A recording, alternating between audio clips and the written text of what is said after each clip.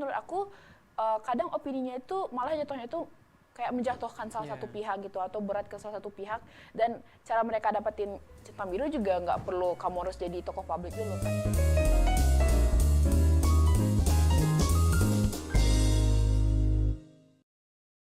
Halo, selamat siang teman-teman. Kembali lagi di Ngopi. Nah, jadi teman-teman, di siang hari ini kita udah balik lagi nih di acara Ngopi, acara kesayangan kita semua.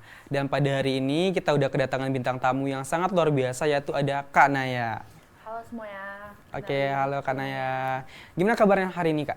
Hari ini agak sedikit sendu ya, karena kebetulan lagi banyak kerjaan juga. Oke, baik.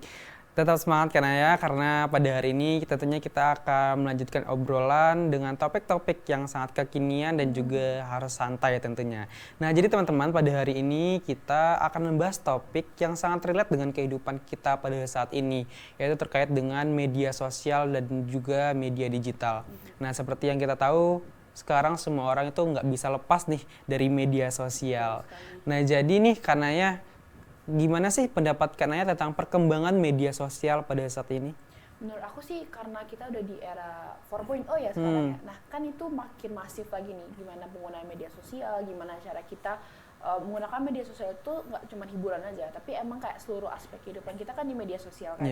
Nah menurut aku ini tuh ada dampak positif dan dampak negatifnya. Yang positifnya ya tentu mempermudah, mempersingkat waktu dan membuat kerjaan kita jadi lebih efisien. Tapi kalau negatifnya ya mungkin kayak ada kemungkinan kejahatan atau malah kita jadi terlena gitu sama kegiatan sehari-hari karena terlalu asik sama sosial media. Jadi kayak mungkin kita tuh sebagai Gen Z ya, apalagi mungkin orang yang paling sering pakai media sosial itu tuh harus bijak gitu loh. Kita mau mengarahkan penggunaan sosial media itu ke arah positif atau ke arah negatifnya gitu. Bener banget ya teman-teman, sekarang itu dalam perkembangan media sosial yang sangat masif itu tergantung banget dengan kita sebagai penggunanya untuk dapat memilah dan juga memanfaatkan media tersebut. Apakah kita akan menggunakan media sosial untuk hal yang positif maupun hal yang negatif. Karena sekarang banyak banget nih berbagai macam media sosial yang udah berkembang, seperti ada TikTok, Instagram, ada X juga. Nah, jadi benar bermacam-macam gitu loh.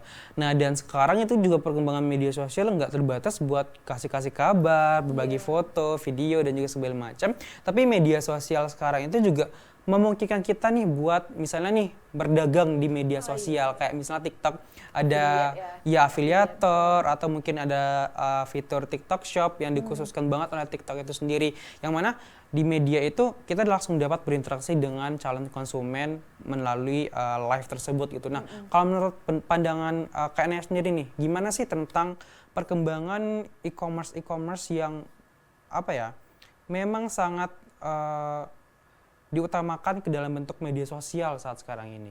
Kalau menurut aku sih ini tuh juga salah satu after effect setelah corona nggak sih? Jadi kan waktu corona itu terjadi peralihan besar-besaran antara kita yang sebelumnya kalau berbelanja itu konvensional jadi ke arah online gitu. Nah dengan hadirnya platform-platform seperti TikTok Shop atau Shopee, Tokopedia, atau kalau misalkan kan ada juga nih yang jajan di Instagram tapi melalui DM gitu kan. Menurut aku itu juga sangat mempermudah dan kayak adalah salah satu jalur alternatif buat pedagang dan maupun pembeli kayak kita, karena kan nggak semua kita mau ke tempat langsung ya, kita bakal lebih mikir kayak gimana kalau kita lihat katalog online terus kita langsung check out gitu. Itu juga mempermudah dan itu kalau menurut aku pribadi sih membuktikan bahwa gimana media sosial itu sebenarnya udah menyerap, udah kayak meresap ke seluruh inci kehidupan kita gitu loh. Tanpa disadari kita tuh sekarang kalau mau mikir mau beli baju atau mau beli kebutuhan pasti kayak kita nggak berpikir dua kali kan, kayak ngapain kita beli langsung pas lebih murah di online gitu kan. Balik lagi ke situnya sih. Bener banget ya. Jadi sekarang perkembangan media sosial, gimana media sosial itu digunakan itu sangat berbagai macam ya teman-teman. Dan salah satunya adalah sebagai media untuk berbelanja online. Nah, tapi kalau kita ngelihat sekarang media sosial yang semakin masif itu juga banyak banget penyalahan media sosial gitu loh. Penyalahan informasi, penipuan dan juga segala macamnya, dan juga banyak juga yang penipuannya itu terjadi di bidang penjualan online ini gitu kan. Nah, jadi kita sebagai seorang pengguna itu juga harus bisa memilih nih mana media sosial yang bisa dipercaya untuk pembelian online segala macamnya. Nah, terkait dengan sekarang banyak kontroversi di media sosial, menurut Kak Naya sendiri gimana sih pengaruh media sosial dalam menciptakan apa ya, keadaan sosial pada saat sekarang ini. Karena kan dengan masifnya sekarang kasus-kasus di media sosial, kesannya itu media sosial itu sangat berpengaruh kepada pemikiran manusia ya.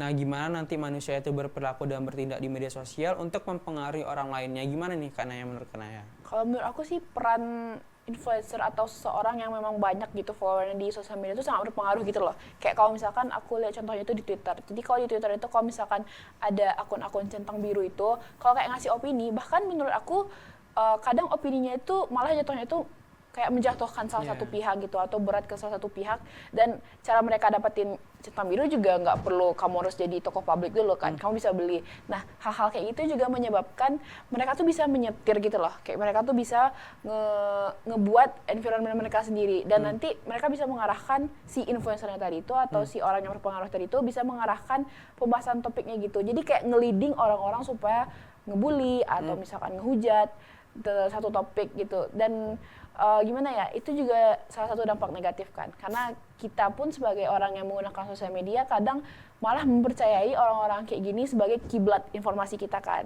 Padahal belum tentu apa yang disampaikannya benar gitu, meskipun dia udah centang biru atau meskipun dia udah banyak followersnya kan belum tentu.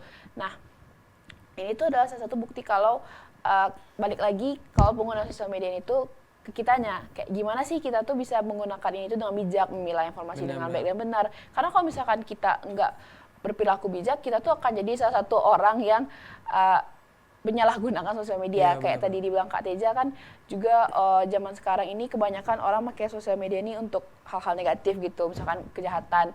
Nah, kalau misalkan kita nggak pandai menempatkan diri, kita bisa menjadi salah satu orang yang terbawa arus, dan siapa tahu nggak ada yang tahu juga kalau misalkan nanti kita tiba-tiba terjerumus untuk ngelit orang-orang dengan hal-hal nggak baik tersebut. Benar-benar banget ya teman-teman. Jadi memang sosial media itu sebesar itu dampaknya. Nah, terkait dengan tadi pengaruh dari influencer gitu ya. Sekarang kan yang menggunakan media sosial itu udah berbagai kaum ya.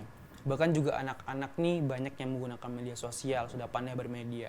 Nah, dan aku melihat bahwasannya golongan yang paling mudah untuk diberi pengaruh oleh sosial media, apalagi oleh orang-orang yang misalnya influencer, seperti tiktokers, selebgram dan juga lain sebagainya itu adalah anak-anak nih. Karena kan mereka sangat mungkin belum bisa berpikir kritis untuk memilah-milah informasi. Nah, terkait dengan hal itu nih Kak Naya, kalau menurut Kak Naya gimana sih cara kita untuk mendampingi atau membimbing anak-anak supaya mereka itu tidak gampang percaya atau terpengaruh oleh informasi-informasi yang ada di media sosial gitu loh. Karena menurut aku anak-anak yang terlalu gampang untuk dipengaruhi itu bisa menjadi berbahaya untuk masa depan mereka nantinya, seperti itu.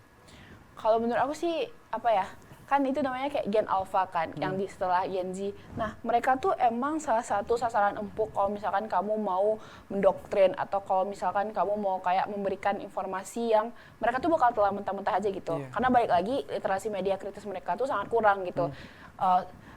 Maaf juga kan sebenarnya Gen Z juga masih agak gimana ya soal literasi medianya, tapi kalau balik lagi ya tetap Gen Alpha-nya itu masih kurang literasi medianya kan.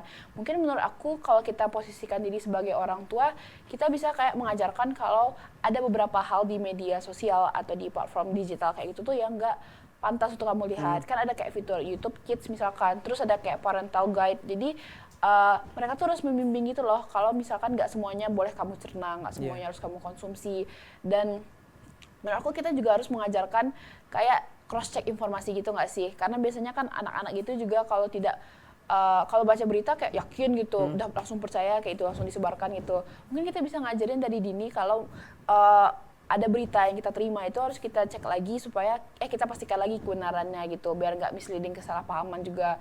Dan menurut aku peran orang dewasa di sekitar anak-anak tersebut memang sangat penting sih, karena aku lihat sekarang kayak anak-anak Gen Alpha itu kalau di sosial media itu kan sorry to say agak latah ya, maksudnya itu kayak out of topic, kayak kita nggak ada bahas itu, terus tiba-tiba nanti kayak di toilet gitu. Kayak menurut aku ya itu tetap seberapapun sebesar salah anaknya itu balik lagi ke orang-orang di sekitarnya.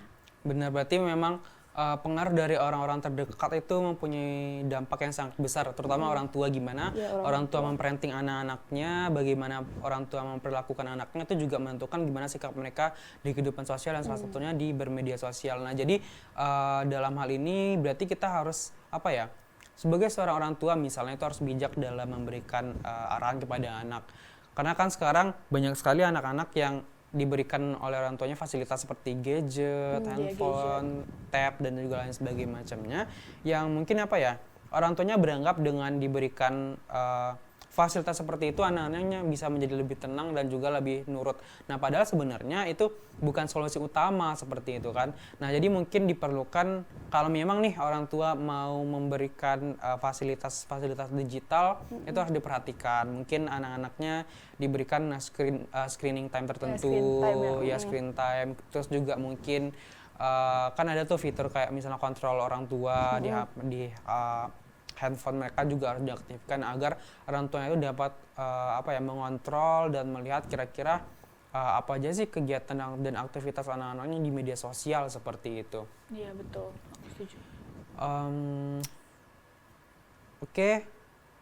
Udah panjang banget nggak sih Kak Naya pembahasan kita pada siang hari ini?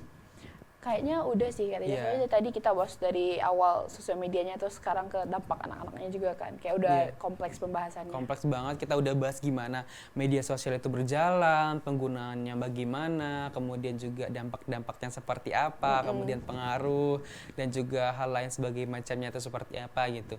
Nah mungkin menurut aku kita cukupkan dulu ya obrolan kita nih di Ngopi pada siang hari ini dan semoga kita semua selalu bahagia, senang, apapun keadaannya. Amin. Dan akhir kata, aku Teja sebagai host pada hari ini dan juga Kanaya. Kami pamit undur diri dulu teman-teman. Selamat tinggal, selamat bye-bye. Bye.